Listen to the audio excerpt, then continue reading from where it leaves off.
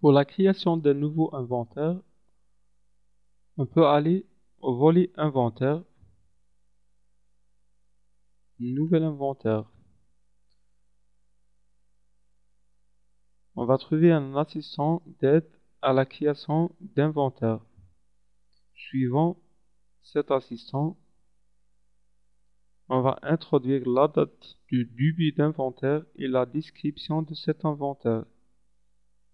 Par défaut, la description est la date actuelle. On peut la changer.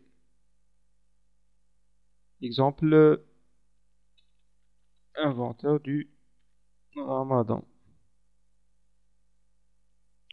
Puis, on va cliquer sur suivant.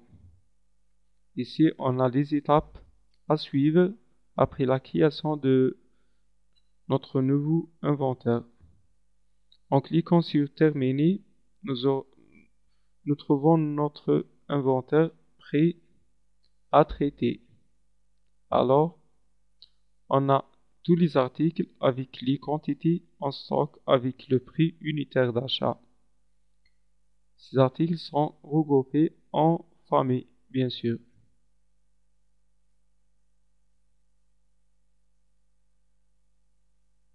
On peut imprimer le prix inventaire.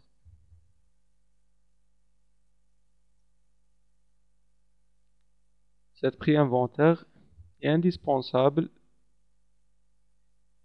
pour un travail bien organisé. Donc, on a là les quantités en stock. On va décrire les quantités inventoriées ou quantités réelles. Puis, on passe à la saisie des quantités inventoriées sur notre logiciel. Par exemple,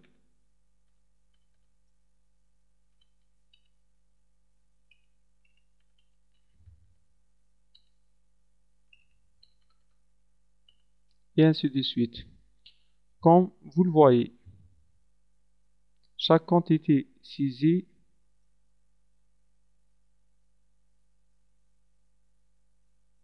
est mentionnée avec ce trait rouge et cette icône. Et comme ça, on peut savoir les articles déjà inventoriés et les autres. Parce que l'opération d'inventaire peut être durée plusieurs jours. Donc, si on passe à une autre famille,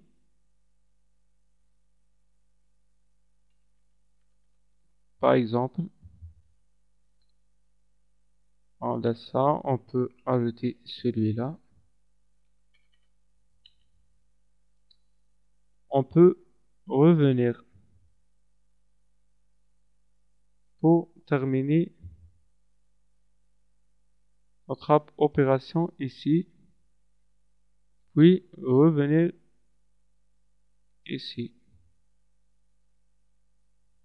jusqu'à la fin de tous les articles. Après finaliser notre opération d'inventaire, on va au menu finalisation d'inventaire. On a juste à cliquer sur le bouton finaliser. Et comme ça, notre inventaire est finalisé. On peut voir un résumé sur la liste des inventaires. Donc, on a l'inventaire du Ramadan. On a la date du but, la date de clôture. On a la valeur de stock. On a la valeur inventoriée. On a la valeur d'écart. Et pour nous, ce n'est qu'un exemple. On peut accéder au détail inventaire par double-clic.